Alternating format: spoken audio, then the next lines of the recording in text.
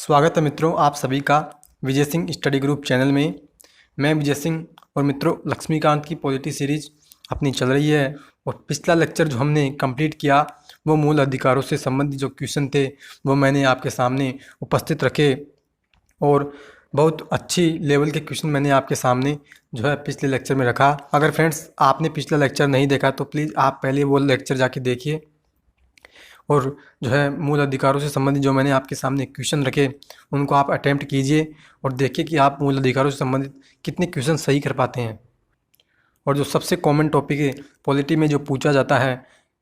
तो उस टॉपिक के अंतर्गत आप जो है उस टॉपिक में आप कितने मजबूत हैं और कितने आप कमज़ोर हैं तो इसका पता आपको उस टॉपिक से लग जाएगा। तो मित्रों आज हम स्टार्ट करने जा रहे हैं 8वां लेक्चर यानी कि 8वां चैप्टर आज हम स्टार्ट कर रहे हैं जो कि संबंधित है राज्य के नीति निर्देशक तत्वों से। तो मित्रों अभी तक आपने चैनल सब्सक्राइब नहीं किया है तो आप चैनल को सब्सक्राइब कर लें और पास ही के नोटिफिकेशन बेल के ऑल के बटन पर आप क्लिक कर लें ताकि मेरी सभी वीडियो के नोटिफिकेशन आपको आसानी से मिल सके। तो मित्रों अब हम बात करते हैं राज्य के नीति निर्देशक तत्वों की यानी directive principles of state policy. तो मित्रों बढ़ते हैं हम आगे। तो मित्रों ये कह रहा है राज्य नीति के निर्देशक तत्व का उल्लेख संविधान के भाग 4 के अंतर्गत अनुच्छेद 36 से लेकर के 51 तक में किया है। यानी मित्रों ये कह रहा है कि राज्य के जो नीति निर्देशक तत्व हैं उनका उल्लेख हमने संविधान में जो है अनुच्छेद 36 से लेकर के 51 में किया है। फिर ये कह रहा है कि संविधान निर्माताओं ने यह विचार कर 1937 में निर्मित आयरलैंड के संविधान से लिया। यानी मित्रों ये कह रहा है कि हमने जो राज्य के नीति निर्देशक तत्व लिए वो हमने आयरलैंड से लिए हैं। आगे कह रहा है आयरलैंड के संविधान में इसे स्पेन के संविधान से ग्रहण किया गया था। यानी कि मित्रों हमने तो आयरलैंड के संविधान से राज्य नीति के निर्देशक तत्वों को लिया है लेकिन आयरलैंड ने भी इन तत्वों को जो है स्पेन के संविधान से लिया था। और फ्रेंड्स आगे कह रहा है डॉक्टर भीमराव अंबेडकर ने इन तत्वों को विशेषता वाला बताया है। मूल अधिकारों के साथ निर्देशक तत्व संविधान की आत्मा एवं दर्शन है। यानी मित्रों मूल अधिकार जो है उनको तो संविधान की आत्मा भीमराव अंबेडकर ने कहा ही है। यानी अनुच्छेद 32 को भीमराव अंबेडकर जी ने जो है संविधान की आत्मा कहा था। तो उसी संदर्भ में बात की जा रही है कि जो है निर्देशक तत्व हैं वो भी संविधान की आत्मा के ही दर्शन हैं। तो मित्रों अब हम बात करते हैं निर्देशक तत्वों की विशेषताओं की। तो देखिए कह रहा है राज्य की नीति के निर्देशक तत्व नामक उस उक्ति से यह स्पष्ट होता है राज्य की नीतियों एवं कानूनों को प्रभावी बनाते समय राज्य इन तत्वों को ध्यान में रखेगा। यानी मित्रों आसान शब्दों में आप इतना समझ लीजिए कि अगर मान लीजिए कोई भी राज्य की सरकार या कोई संसद अगर कानून बनाती है तो उन कानूनों को बनाते समय कुछ ऐसे तत्व संविधान के द्वारा बताए गए हैं कि सरकारें कानून अगर बनाए तो उन तत्वों को भी जो है कानून बनाते समय सरकारें ध्यान में रखें ताकि जो है देश की जनता या सभी को जो है न्याय की प्राप्ति मिल सके और एक लोक कल्याण के राज्य की हम स्थापना कर सकें। तो मित्रों आगे कह रहा है कि ये संवैधानिक निर्देश या विधायिका कार्यपालिका और प्रशासनिक मामलों में राज्य के लिए सिफारिशें हैं। अनुच्छेद 36 के अनुसार भाग 4 में राज्य शब्द का वही अर्थ है जो मूल अधिकारों से संबंधित भाग 3 है। यानी मित्रों ये कह रहा है कि अनुच्छेद 36 में यानी 12 से लेकर के 35 तक तो हमने मूल अधिकारों की बात की और फिर ये कह रहा है कि अनुच्छेद 36 से लेकर के 51 में जो है हम निर्देशक तत्वों की बात करते हैं। और आगे ये कहता है कि अनुच्छेद 36 जो है उसमें हमने जो है राज्य की परिभाषा दी है। और मित्रों जो है हमने मूल अधिकारों में भी चर्चा की थी कि जो है राज्य की हमने परिभाषा जो है बताई थी। यानी मैंने आपको राज्य की परिभाषा जो है स्पष्टली बताई थी। तो वो कौन सा अनुच्छेद था जिसमें मैंने राज्य की परिभाषा की बात की थी आप जो है इसी समय तुरंत कमेंट बॉक्स में कमेंट करके लिखिए कि वो कौन सा अनुच्छेद था जिसमें मैंने जो है राज्य की परिभाषा आपको बताई थी। तो मित्रों आगे कह रहा है इसलिए यह केंद्र और राज्य सरकार के विधायिका और कार्यपालिका अंगों सभी स्थानीय प्राधिकरणों और देश में सभी अन्य लोक प्राधिकरणों को सम्मिलित करता है। यानी मित्रों वही बात कह रहा है कि जो राज्य की परिभाषा है उसमें कौन कौन सी संस्थाएं शामिल की जाती है तो उसी की बात यह अनुच्छेद 36 भी कहता है। और मित्रों नेक्स्ट हम बात करते हैं आगे कहता है विशेषताओं के बारे में कि निदेशक तत्व भारत शासन अधिनियम 1935 में उल्लिखित अनुदेशों के समान है। यानी मित्रों, जो भारत शासन अधिनियम 1935 है, मित्रों मैंने ये अधिनियम आपको पूरे करवा दिए हैं। अगर आपने वो पुराने लेक्चर नहीं देखे तो आप उन लेक्चर्स को पहले देख लीजिए, आपको जो है सभी अधिनियम आराम से समझ में आ जाएंगे और मैंने जो है एक सिंपल भाषा में उनको समझाया है। तो मित्रों उसी संदर्भ में ये कहता है कि निदेशक तत्व जो है, हमने जो है इन निदेशक तत्वों को 1935 में उल्लेखित जो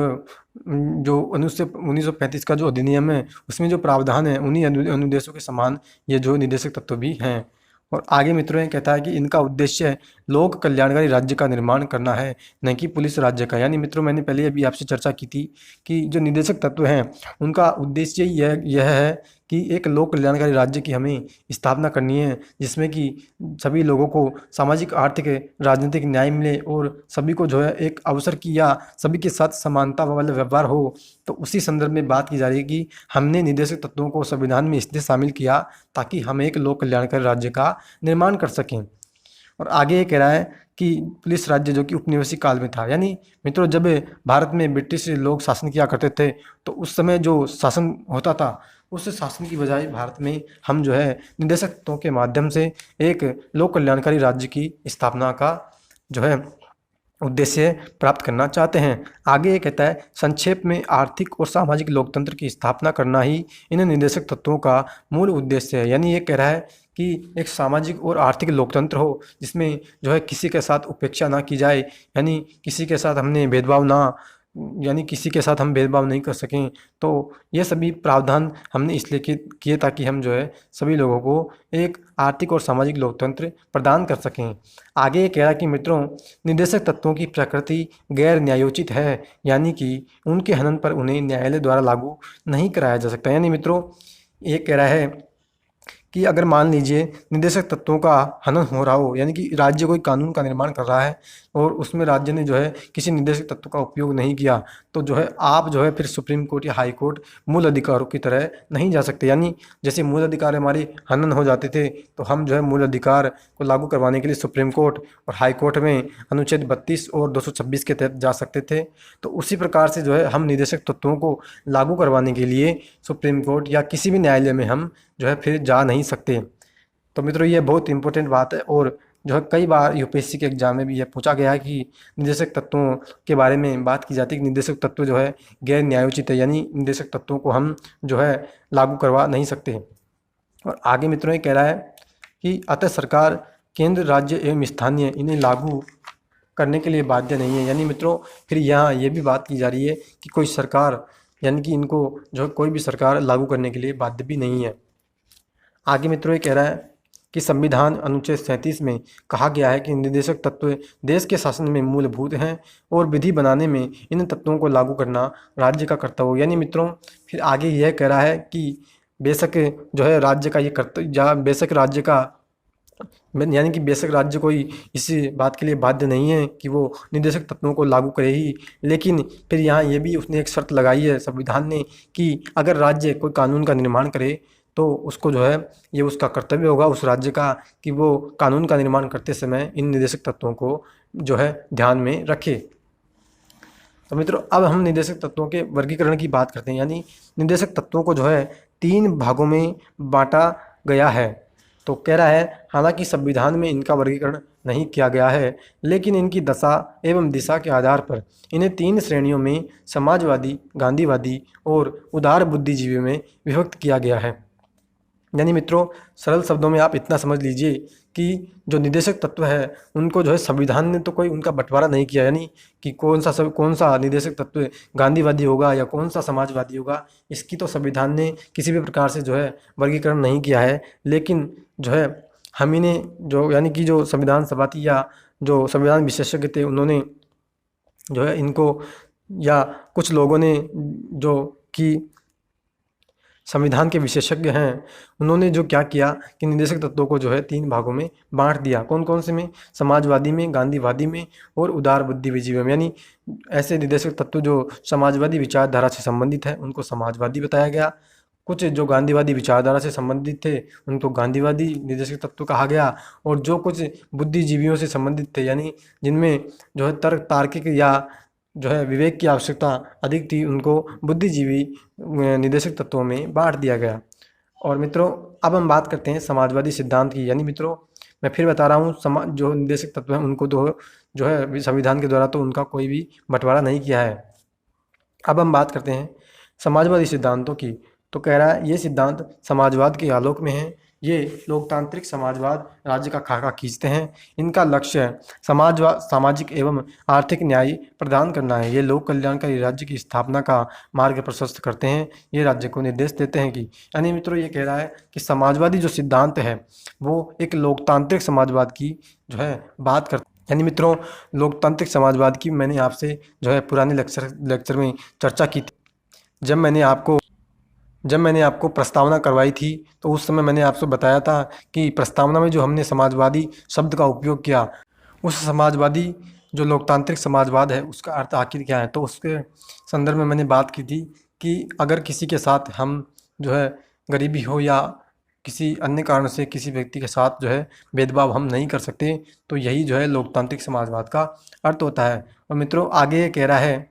कि लोक कल्याणकारी राज्य की स्थापना, यानी मित्रों आगे ये कहता है कि जिसका लक्ष्य है सामाजिक और आर्थिक न्याय प्रदान करना है, ये लोक कल्याणकारी राज्य की स्थापना का मार्ग भी प्रशस्त करते हैं। यानी मित्रों, जो राज्य के नीति के निर्देशक तत्वों में जो समाजवादी सिद्धांत है उनका मुख्य लक्ष्य है एक सामाजिक और आर्थिक न्याय प्रदान करना है। और मित्रों आगे बात की जाती है कि पहला जो गांधीवादी सिद्धांत या पहला जो राज्य नीति का निर्देशक तत्व है उसकी हम बात कर रहे हैं। तो कह रहा है अनुच्छेद 38 की हम इस समय बात कर रहे हैं। तो कह रहा है कि लोक कल्याण की अभिवृद्धि के लिए सामाजिक, आर्थिक और राजनीतिक न्याय द्वारा सामाजिक व्यवस्था सुनिश्चित करना और आय, प्रतिष्ठा, सुविधाओं और अवसरों की असमानता को समाप्त करना। यानी मित्रों ये कह रहा है कि अनुच्छेद 38 का मतलब ये है कि सामाजिक, आर्थिक और सभी को राजनीतिक न्याय मिले। इसके लिए हम क्या करेंगे कि जो आय है या प्रतिष्ठा है या अवसरों में किसी भी प्रकार की असमानता है उसको जो है हम समाप्त करने का प्रयास करेंगे। ये बात अनुच्छेद 38 में कही गई है। और मित्रों फिर आगे कहा गया है कि सभी नागरिकों को जीविका के पर्याप्त साधन प्राप्त करने का अधिकार, सामूहिक हित के लिए समुदाय के भौतिक संसाधनों का सम वितरण और धन और उत्पादन के साधनों का संकेंद्रण को रोकना, पुरुष और स्त्रियों को समान कार्य के लिए समान वेतन, कर्मकारों के स्वास्थ्य और शक्ति तथा बालकों को अवस्था के दुरुपयोग से संरक्षण और बालकों को स्वास्थ्य विकास के अवसर। यानी मित्रों अनुच्छेद 39 में फिर बात की गई है किसकी, कि सभी नागरिकों को जो है एक जीविका के जो साधन हैं उनको प्राप्त करने का अधिकार है। इसके अलावा अगर भौतिक संसाधनों की बात करें तो उसका भी हम समान रूप से वितरण करेंगे। फिर पुरुष हो या महिला, उन दोनों को जो है समान कार्य के लिए जो यानी मान लीजिए पुरुष ने भी जितना ही काम किया जितना कि महिला ने किया, तो जो है समान रूप से दोनों को एक ही वेतन मिलेगा। और मित्रों आगे बात की जाती है कि बच्चों का जो स्वास्थ्य है और उनकी जो शक्ति है उसका दुरुपयोग को रोका जाएगा और बच्चों का जो स्वास्थ्य है उसके विकास जो सुनिश्चित बढ़ता रहे, तो इसके लिए जो है एक विकास के अवसर भी अनुच्छेद 39 में प्रदान करने की बात कही गई है। और मित्रों आगे बात कही जा रही है अनुच्छेद 39 की, यानी कह रहा है समान न्याय और गरीबों को निःशुल्क विधिक सहायता उपलब्ध कराना। यानी मित्रों मैंने पहले भी आपसे एक लेक्चर में चर्चा की थी कि अनुच्छेद 39 जो है उसके माध्यम से जो है आप अगर आपके पास इतना जो है आपकी आय इतनी नहीं है कि आप जो है एक वकील करके जो है किसी मामले को सुलझा सकें, तो सरकार आपको जो है अनुच्छेद 39 का उपयोग करके जो है एक विधिक व्यक्ति यानी कि आपको विधिक सहायता या एक वकील उपलब्ध करा सकती है कि जिसके माध्यम से आप जो है अपने मामले को सुलझा भी सकते हैं। तो उसी की बात इसमें की जा रही है कि अनुच्छेद 39 के तहत समान न्याय और गरीबों को जो है एक कानूनी सहायता प्रदान करने के लिए जो है सरकार सुनिश्चित जो है यह अधिकार सुनिश्चित करेगी। आगे बात की जाती है कि काम पाने के, शिक्षा पाने के और बेकरी, बुढ़ापा, बीमारी और निःशक्तता की दशाओं में लोक सहायता पाने के अधिकार को संरक्षित करना। यानी मित्रों अनुच्छेद 41 की यहाँ बात की जा रही है कि कोई भी मान लीजिए ऐसी दशा है कि कोई व्यक्ति मान लीजिए कि निःशक्त है या फिर कोई बूढ़ा व्यक्ति है तो उन सभी को जो है राज्य से सहायता पाने का अधिकार है। और मित्रों, जो वर्तमान में जो वृद्धावस्था पेंशन है या निःशक्त जनों को भी पेंशन वर्तमान में दी जाती है या उनको जो अधिकार दिए जाते हैं तो वे सभी अनुच्छेद 41 के तहत ही प्रदान किए जाते हैं। और मित्रों, आगे बात की जाती है काम की न्याय संगत और मानवोचित दशाओं का और प्रसूति सहायता का प्रबंध करना। यानी मित्रों, प्रसूतियों को जो सहायता दी जाती है, यानी जो प्रेग्नेंट लेडीज होती हैं उनको जो है सहायता दी जाती है, यानी जननी शिशु सुरक्षा योजना हो या मातृ वंदना योजना हो, उनके माध्यम से जो महिलाओं को, यानी कि जो गर्भवती महिलाएं होती है उनको जो सहायता प्रदान की जाती है तो वो सहायता जो है अनुच्छेद 42 का उपयोग करके राज्य नीति के निर्देशक तत्वों के तहत ही उनको जो सहायता प्रदान की जाती है। मित्रों, आगे बात की जा रही है कि सभी कर्मकारों के लिए निर्वाह मजदूरी, शिष्ट जीवन स्तर और सामाजिक और सांस्कृतिक अवसर, यानी मित्रों सभी जो भी लोग काम करने वाले हैं और उनको जो है एक ऐसी मजदूरी मिले जिससे कि उनका जो है जीवन यापन अच्छे से चल सके और उनको जो है सामाजिक और सांस्कृतिक अवसर भी उनको प्रदान करने की बात अनुच्छेद 43 में कही गई है। और मित्रों, आगे बात की जा रही है कि उद्योगों के प्रबंधन में कर्मकारों के भाग लेने के लिए कदम उठाना, यानी किसी उद्योग में जो है व्यक्ति काम आसानी से कर सकें तो इसके लिए भी राज्य कदम उठाएगा। और आगे बात की जाती है कि पोषाहार स्तर और जीवन स्तर को ऊंचा उठाना और लोक स्वास्थ्य का सुधार करना, यानी व्यक्तियों के, यानी बच्चों का जो पोषण का स्तर है और जीवन स्तर है उनको ऊंचा उठाने के लिए भी राज्य को जो है प्रयास करेगा अनुच्छेद 47 का उपयोग करके। तो फ्रेंड्स, ये प्रावधान थे समाजवादी सिद्धांतों से संबंधित, यानी नीति निर्देशक सिद्धांत में जो है कुछ सिद्धांत ऐसे हैं जो समाजवादी विचारधारा से संबंधित हैं, यानी कि जो सामाजिक, आर्थिक और राजनीतिक न्याय को जो है सुनिश्चित करते हैं, तो ये प्रावधान उससे संबंधित थे। और मित्रों, अब हम चर्चा करेंगे गांधीवादी सिद्धांतों की, यानी ऐसे कौन से सिद्धांत हैं जो गांधी जी के विचारों पर आधारित है। तो कह रहा है ये सिद्धांत गांधीवादी विचारों पर आधारित हैं। ये राष्ट्रीय आंदोलन के दौरान गांधी द्वारा पुनर्स्थापित योजनाओं का प्रतिनिधित्व करते हैं। गांधी जी के सपनों को साकार करने के लिए उनके कुछ विचारों को निर्देशक तत्वों को शामिल किया गया है। यानी मित्रों, ये कह रहा है कि गांधी जी के जो विचार थे उनको, या गांधी जी के जो सपने थे उनको जो है साकार करने के लिए क्या किया गया कि निर्देशक तत्वों को जो है, यानी कुछ विचारों को निर्देशक तत्वों में शामिल कर लिया गया ताकि गांधी जी के जो सपने थे उनको हम पूरा कर सकें। तो मित्रों, कह रहा है कि गांधीवादी विचार कौन से हैं। तो ये कह रहा है कि ग्राम पंचायतों का गठन और उन्हें अनावश्यक शक्तियां प्रदान कर, यानी मित्रों ये कह रहा है कि ग्राम पंचायतों का गठन और उन्हें आवश्यक शक्तियां प्रदान कर स्वयं सरकार की इकाई के रूप में कार्य करने की शक्ति प्रदान करना। यानी मित्रों, ये कह रहा है कि ग्राम पंचायतों का हम गठन करेंगे और ग्राम पंचायतों का निर्माण करके हम जो है उनको कुछ ऐसी शक्तियां देंगे ताकि वह एक स्वयं की सरकार के रूप में कार्य कर सकें। और जो मित्रों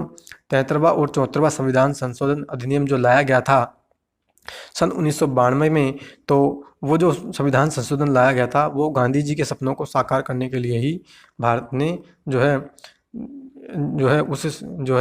संविधान संशोधन को जो है लाया गया था। और मित्रों, आगे बात करते हैं तो कह रहा है ग्रामीण क्षेत्रों में कुटीर उद्योगों, व्यक्तिगत या सहकारी के आधार पर कुटीर उद्योगों को प्रोत्साहन, यानी अनुच्छेद 43 की बात की जा रही है कि ग्रामीण क्षेत्रों के अंदर हम जो है छोटे छोटे उद्योग स्थापित करेंगे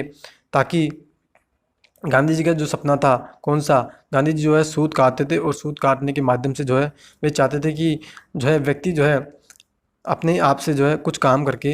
अपना जीवन यापन आसानी से कर सके और ग्रामीण जो क्षेत्र हैं उनके अंदर कुछ उद्योग पहले से स्थापित हों ताकि ग्रामीण क्षेत्रों की जो अर्थव्यवस्था है वो डगमगाए ना और उनकी अर्थव्यवस्था आसानी से चलती रहे। और मित्रों, नेक्स्ट अपन बात करें तो कहता है सहकारी समितियों के स्वैच्छिक गठन, स्वायत्त संचालन, लोकतांत्रिक निमंत्रण तथा व्यावसायिक प्रबंधन को बढ़ावा देना। यानी मित्रों, ये कह रहा है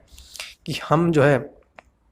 सहकारी समितियों के स्वैच्छिक गठन कर सकते हैं और कोई व्यावसायिक प्रबंधन हमें करना हो तो उसका भी जो है हम प्रबंधन कर सकते हैं। यानी मित्रों, अनुच्छेद 43B की बात की जा रही है। और मित्रों, मैंने एक लेक्चर में आपसे चर्चा की थी, यानी जो मूल अधिकारों से संबंधित मैंने लेक्चर आपको जब पढ़ाया था तो उसमें मैंने जो अपना स्वतंत्रता का अधिकार है, उसमें मैंने आपको क्लियरली बताया था कि हम जो है किसी संघ का निर्माण कर सकते हैं या किसी समिति का या सहकारी समिति का ही हमें अगर निर्माण करना हो तो हम जो है अनुच्छेद 43B का उपयोग करके किसी सहकारी समिति का निर्माण कर सकते हैं। तो मित्रों आगे हम बात करें तो कह रहा है अनुसूचित जाति और जनजाति और समाज के कमजोर वर्गों के शैक्षणिक और आर्थिक हितों को प्रोत्साहन और सामाजिक अन्याय एवं शोषण से सुरक्षा। यानी मित्रों अनुच्छेद 46 में ये बात की गई है कि कोई अनुसूचित जाति है या अनुसूचित जनजाति से संबंधित कोई व्यक्ति है या समाज का कोई कमजोर वर्ग ऐसा है तो उसके जो शैक्षणिक और आर्थिक हित हैं यानी शिक्षा से संबंधित उसके लिए हम कुछ प्रावधान कर सकते हैं और कुछ आर्थिक हितों से भी हम उसको बढ़ावा देने के लिए कुछ प्रावधान हम उनका कर सकते हैं अलग से, ताकि उनका जो शोषण है वो रुक सके। और मित्रों आगे बात की जाती है स्वास्थ्य के लिए नुकसानदायक नस्ली दवाओं, मदिरापान, ड्रग के औषधीय प्रयोजनों से भिन्न उपयोग पर प्रतिबंध। यानी मित्रों कोई नशीली दवाएं हैं या मान लीजिए कोई नशीली ड्रग है या मदिरा है तो उन सभी के उपयोग पर जो है राज्य प्रतिबंध लगाएगा। लेकिन मित्रों ये जो है विडंबना ही है कि वर्तमान में अगर देखा जाए तो सरकारें जो होती है वो ज़्यादा से ज़्यादा जो नशीली दवाएं या शराब है उनको जो है ज़्यादा से ज़्यादा बढ़ावा देती है ताकि उनसे जो उनको सरकारों को जो राजस्व की प्राप्ति होती है वो अधिक से अधिक उनको मिलती है। लेकिन जो है और जहाँ तक अपन बात करें तो अनुच्छेद 47 में जो है क्लियरली बात कही गई है कि राज्य जो है वो नशीली दवाओं और नशीली जो मदिराएं हैं उन पर प्रतिबंध लगाएगा। लेकिन मित्रों राज्य इन पर प्रतिबंध इसलिए नहीं लगाता क्योंकि उनको जो है अधिक से अधिक राजस्व की प्राप्ति होती है। और फिर मित्रों ये जो है राज्य की नीति के निर्देशक तत्व हैं और ये कुछ मूलाधिकार तो है नहीं कि हमारे अगर हनन हो जाएं तो हम जो है जो सुप्रीम कोर्ट या हाई कोर्ट जा कर के जो है अपने मूल अधिकारों को जो है सुरक्षित करवा सकते हैं। उसी प्रकार से हम जो है निर्देशक तत्वों को जो है लागू करवाने के लिए सुप्रीम कोर्ट या हाई कोर्ट नहीं जा सकते। और मित्रों आगे बात कही जाती है कि गाय, बछड़ा व अन्य दुधारू पशुओं की बलि पर रोक और उनकी नस्लों में सुधार को प्रोत्साहन। यानी मित्रों ये कह रहा है कि अगर कोई गाय है या कोई ऐसा पशु है जो दूध देता है तो उस पशु की बलि जो है नहीं दी जा सकती और उनकी जो नस्लें हैं यानी कि जो अच्छी दूध देने वाली गायें हैं या अच्छे दूध देने वाले जो पशु हैं उनकी नस्लों में सुधार को भी राज्य जो है प्रोत्साहन देगा। और मित्रों अब हम बात करते हैं यानी अभी तक हमने बात की समाजवादी सिद्धांतों की, फिर मैंने बात की गांधीवादी सिद्धांत जो कि गांधी जी के विचार, जो गांधी जी के सपने थे उनसे संबंधित विचारों की हमने बात की। और अब हम बात करेंगे उदार बौद्धिक सिद्धांतों की। तो मित्रों कह रहा है भारत के समस्त राज्य क्षेत्र में नागरिकों के लिए एक समान सिविल संहिता यानी आर्टिकल 44 की यहाँ बात की जा रही है कि मित्रों भारत के क्षेत्र में कोई भी नागरिक को यानी किसी भी धर्म से संबंधित कोई व्यक्ति है तो प्रत्येक धर्म के व्यक्ति के लिए हम जो है एक ही समान कानूनों का निर्माण करेंगे ताकि किसी भी धर्म के संबंधित कोई व्यक्ति है तो सभी पर समान रूप से कानून लागू हो। और जो है यह जो मुद्दा यूनिफॉर्म सिविल कोड यानी कि समान नागरिक संहिता का जो मुद्दा होता है मित्रों ये जो है हमेशा चर्चा में बना रहता है ताकि सभी के लिए एक ही समान जो है कानून लागू हो सके या एक ही समान कानून निर्माण किए जा सकें। और मित्रों आगे बात की जाती है सभी बालकों को 14 वर्ष की आयु पूरी करने तक निःशुल्क और अनिवार्य शिक्षा देना। यानी अनुच्छेद 45 की बात कही जा रही है कि सभी बालक जो हैं 14 वर्ष की आयु तक जो है उनको एक निःशुल्क शिक्षा प्रदान की जा सके। और मित्रों मैंने आपसे जो है मूल अधिकारों के टॉपिक में भी चर्चा की थी अनुच्छेद 21 का की, जिसमें कि शिक्षा के अधिकार की हमने बात की थी जो कि 86वें संविधान संशोधन अधिनियम 2002 के माध्यम से जोड़ा गया था ताकि 14 साल तक के जो जितने भी बालक हैं उनको निःशुल्क रूप से यानी फ्री में उनको शिक्षा प्रदान की जा सके। और वो शिक्षा अनिवार्य शिक्षा की हमने बात की थी यानी हायर एजुकेशन यानी उच्च शिक्षा जो होती है उसकी बात हमने उसमें नहीं की थी। तो मित्रों एक तो मूल अधिकारों में निःशुल्क शिक्षा की बात कही गई है, इसके अलावा एक बात कही गई है जो है राज्य के नीति के निर्देशक जो तत्व हैं उसके अनुच्छेद 45 में। और मित्रों आगे हम बात करते हैं कृषि और पशुपालन को आधुनिक और वैज्ञानिक प्रणालियों से करना। यानी अगर आपको कोई कृषि कार्य करना है यानी आपको खेती करनी है या आपको पशुओं को पालना है तो आप जो है आधुनिक और वैज्ञानिक विधियों का प्रयोग करेंगे ताकि कृषि के क्षेत्र में भारत आत्मनिर्भर बन सके। और पशुपालन अगर आप करें तो आपको अच्छी आमदनी हो और पशु की जो नस्लें हैं उसके अंदर भी जो है सुधार हो।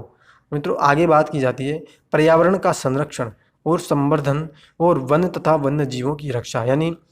अनुच्छेद 48A में कहा जा रहा है कि हमें जो है पर्यावरण का संरक्षण भी करना है और वन और वन्य जीवों की हमें रक्षा भी करनी है। और मित्रों आगे ये कहता है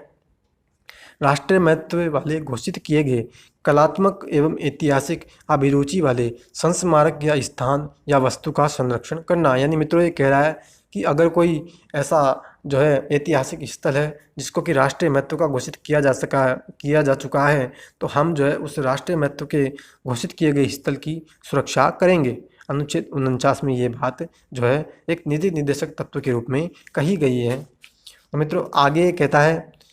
कि राज्य की लोक सेवाओं में न्यायपालिका को कार्यपालिका से पृथक करना। अनुच्छेद 50 कह रहा है कि राज्य की लोक सेवाएं होगी उसमें न्यायपालिका और कार्यपालिका जो है अलग अलग काम करेगी, यानी न्यायपालिका और कार्यपालिका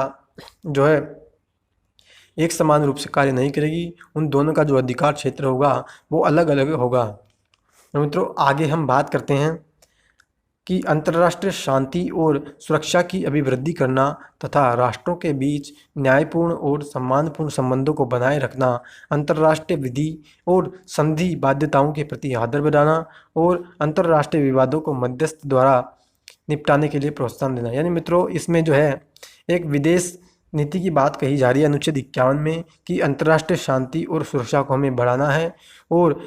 जो है विभिन्न देश हैं उनके बीच हमें सम्मानपूर्ण संबंध बनाए रखने हैं ताकि मित्रवत संबंध हमारे अन्य देशों के साथ बने रहें, और अंतर्राष्ट्रीय विधि हो या कोई संधि है तो उसको हमें आदर करना होगा। और अंतर्राष्ट्रीय अगर कोई विवाद होता है, यानी किसी देश के साथ भारत का कोई अगर विवाद होता है तो हम जो है उस विवाद को मध्यस्थता के माध्यम से निपटाने के लिए प्रोत्साहन करेंगे। तो मित्रों ये थे अपने नीति निर्देशक के सिद्धांत यानी नीति निर्देशक तत्व। तो मित्रों अब हम अगले लेक्चर में जो है आगे का भाग कंप्लीट करेंगे। आज के लेक्चर में हम यहीं जो है स्टॉप करते हैं। तो अगले लेक्चर में हम बात करेंगे कि कौन कौन से नीति के निर्देशक ऐसे सिद्धांत हैं जिनको कि संविधान के संशोधन के माध्यम से जो है आगे जा कर के जोड़ा गया, यानी कुछ ऐसे नीति निर्देशक तत्व भी हैं जिनको जब भारत का संविधान बना था तो उस समय उस संविधान में कुछ नीति निर्देशक तो शामिल नहीं थे, लेकिन बाद में संविधान का संशोधन लाया गया और उस संशोधन के माध्यम से जो है संविधान में कुछ नीति निर्देशक तत्वों को जोड़ा गया। तो मित्रों आज को आपको आज की वीडियो कैसी लगी, आप जो है अपनी प्रतिक्रिया कमेंट बॉक्स में देना बिल्कुल न भूलें और अपने जो है इस चैनल को ज़रूर सब्सक्राइब कर लें ताकि आप मेरी सभी वीडियो के नोटिफिकेशन आसानी से प्राप्त कर सकें। और मित्रों जो है आपके फ्रेंड सर्कल जो है उसमें आप जो है इस वीडियो को शेयर करें ताकि सभी वीडियो और सभी जो लेक्चर्स हैं उसमें जो मैंने आपको बातें बताई है वो सभी लोगों तक पहुंच सकें और सभी लोग जो है पॉलिटी का अध्ययन आसानी से कर सकें। तो मित्रों आज के लेक्चर में हम इतना ही पढ़ेंगे और अब मिलते हैं हम नेक्स्ट लेक्चर में। तब तक के लिए have a nice day, thank you and Vande Mataram.